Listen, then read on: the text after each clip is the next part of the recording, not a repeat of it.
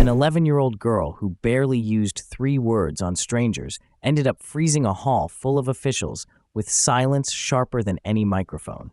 Inara Budi grew up in a river town where canoes leaned like sleeping animals against stilts, and every sunrise smelled of wet wood.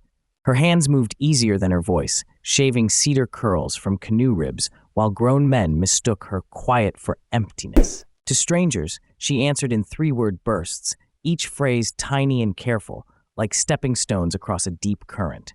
At school, teachers called on louder children first, and Inara learned how invisibility can settle on your shoulders like humid cloth. She was not empty at all. She was crowded with ideas about the river. She noticed how the waterline climbed higher each season, how fish came back smaller, and how flood marks crept up the market walls. While adults argued in long, polished speeches, Inara sketched what they missed on scraps of packing paper and flattened leaves. She drew cracked banks, floating trash, coughing engines, and the old canoe routes her grandfather said the river once trusted. When the climate forum came to town, banners flapped over the auditorium like bright promises stitched above a fever. Officials arrived in ironed shirts, environmental groups carried charts, and translators shuffled papers like they were handling fragile birds. Inara came only to deliver carved canoe miniatures for the stage table and then disappear back into the workshop. But the noon heat crushed the building, the power flickered, tempers rose, and the lead translator walked out after an argument. Suddenly, the room became a jammed engine. Foreign guests frowned, local officials muttered, slides stopped working. The microphone buzzed once, then died into a hard, useless silence. People looked everywhere except at the real emergency, which was not technology, but the ideas trapped inside a room that had forgotten how to listen. Inara stood near the stage steps holding a bundle of fish-skin fans she had painted for the festival stalls. The fans were thin and pearled in the light, stiff enough for ink, light enough to lift with 2 fingers. She had painted river currents on them the night before, because pattern calmed her heartbeat when words would not. Then someone shoved a folder at her, asking whether she knew where the backup translator had gone. Inara gave her usual answer in 3 clipped words, and the adult turned away before hearing the second one. That sting was familiar. Being underestimated can bruise harder than being insulted because it tells you your full self was never even considered. She looked at the dead microphone, the sweating faces, the blank projector screen, and felt fear open inside her like dark water. Her first instinct was escape. Her second was noticing. The emergency lights over the exits glowed in fixed places around the hall, green and red and impossible to ignore. The giant festival drum leaned beside the stage, waiting for the closing parade that now felt embarrassingly far away. A jar of thick paint sat near the decoration table. The fish-skin fans rested against her arm like a stack of unwritten chances. Inara did not become brave in one shining moment. She became useful before she became fearless, and that changed everything. She dipped a brush into black paint and wrote 1 sentence across the first fan in thick, sweeping strokes. Then she stepped onto the stage before anyone thought to stop a child from entering a place built for formal voices. She lifted the fan above her head. A few people squinted. A few laughed softly. Then the nearest row read the words and nudged the row behind them. The sentence was simple and impossible to dismiss. It asked how a river town planned to hold meetings about survival while ignoring the people who watched the river every day. She held up another fan, then another. She moved beneath the auditorium lights, using each lamp as a cue card position, left for danger, center for loss, right for repair. Because she could not rely on easy speech, she built herself a path in space. That was her first strategy.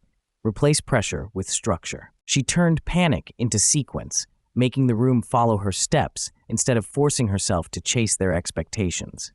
On the third fan, she painted a flood mark beside a child's height. On the fourth, she drew fish bones over a market basket. On the fifth, she sketched an engine's slick, trailing across a bend in the river. Every image hit harder than a paragraph. Adults who had ignored charts suddenly leaned forward at a picture made by a child who lived inside the problem. Her breathing still raced, her throat still locked. Fear had not vanished, so she gave fear a second job. She crossed to the giant drum, dipped her brush into blue paint, and dragged one curved stroke across the skin.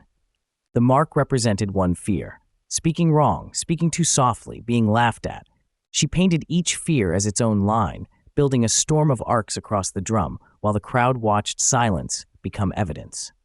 That was her second strategy: externalize what terrifies you until it becomes an object you can shape. Instead of wrestling panic inside her chest, she moved it into color, rhythm, and visible form where it no longer controlled the room. An elderly organizer finally brought a flashlight, aiming it where she pointed, and her painted fans blazed brighter against the dead stage. A science officer handed her fresh paper without speaking, because even he sensed interruption would break something rare and necessary. Soon the stage looked like a windstorm of testimony: fish-skin fans propped along chairs, notes drying on the drum, painted maps spreading over the floor. Inara added arrows connecting flooded schools to blocked drains, heat waves to fish decline, illegal dumping to drinking water costs. She was no longer trying to sound impressive. She was making connections impossible to unsee. That was her third strategy: stop performing intelligence and start revealing patterns. People trust clarity more than polish, especially when the truth has a shape they can trace with their own eyes. A few times words did come, but only in short bursts, and because the hall was now straining to hear, 3 words were enough. "River first," she said. "Children remember, costs later." Each fragment landed with surprising force, because every phrase had an image holding it upright. Her limitation became her editing tool. She could not ramble, so nothing was wasted. That was the hidden strength she had never been taught to value. Constraint can carve language into something sharper than fluency. By the time the backup generator coughed life into the lights, nobody asked for the microphone back. Officials who had spent the morning dominating the stage now sat still with notebooks open, as if class had finally begun. One councilman stared at the flood line she painted beside a child's height and quietly removed his conference badge. A fisheries director asked for her market sketch to be copied into the town report. The forum schedule collapsed completely, yet the meeting became useful for the first time all day. Inara finished by painting a final fan in green strokes shaped like a rising current. On it, she listed 3 actions anyone in that hall could do before sunset: mark flood heights on every public building, pay boat families to report weekly water and fish changes, build listening circles where children and workers speak before officials summarize anything. Those were not slogans, they were instructions. Concrete steps made the audience sit straighter, because inspiration is strongest when it arrives carrying a tool. When Inara finally lowered the last fan, the room fell into a silence unlike the dead microphone's silence. This one was alive. This one meant minds were rearranging themselves. Then applause burst out, not as polite noise, but like rain hitting a metal roof after weeks of heat. People stood. Some looked embarrassed by how badly they had judged her quiet. Others looked relieved, as if someone had finally translated the town to itself. That afternoon, volunteers pinned her painted fans across the lobby walls, and officials walked past them slower than they had walked past expert reports. Within a month, schools began marking flood history on columns, and river families were paid to document changes officials had never measured. The festival drum, once decoration, was moved into City Hall as a reminder that fear mapped honestly can become public policy. Inara did not transform into a non-stop talker. She remained deliberate, observant, and spare with words. But now people understood the difference between being silent and having nothing to say. Her voice became powerful, not because it sounded larger, but because it traveled through whatever material was available and still reached the truth. If you see yourself in her, start smaller than confidence and closer to design. Write your key points where your eyes can find them. Turn fear into something visible with notes, sketches, or steps. Use limits as editing, not evidence of weakness. And when the room expects polished noise, offer unmistakable clarity instead, because the clearest voice is often the one that learned to build courage by hand.